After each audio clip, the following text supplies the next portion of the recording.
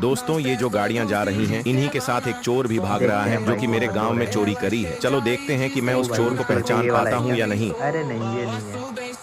फिर कौन सा है? ये तो अरे होगा। दोस्तों हाँ, यही ये है होगा। वो चोर जिसने मेरे गांव में चलो चोरी देखते हैं करी इसके थी। साथ भी आगे क्या मैं करेगा, इसके क्या साथ नहीं। क्या किया उसे देखने से पहले मैं आपको एक जादू सिखाता हूँ। वीडियो को लाइक करके चैनल को सब्सक्राइब कीजिए, फिर रिमिक्स पर क्लिक करके यूज दिस साउंड पर 2 सेकंड तक दबाकर रखिए, तो एक ऐसा जादू होगा सच में हो गया जिसे यार, अब आप ट्राई भी करके कर देखो, सकते होता है या हैं। नहीं कमेंट में जरूर बताना गाइस।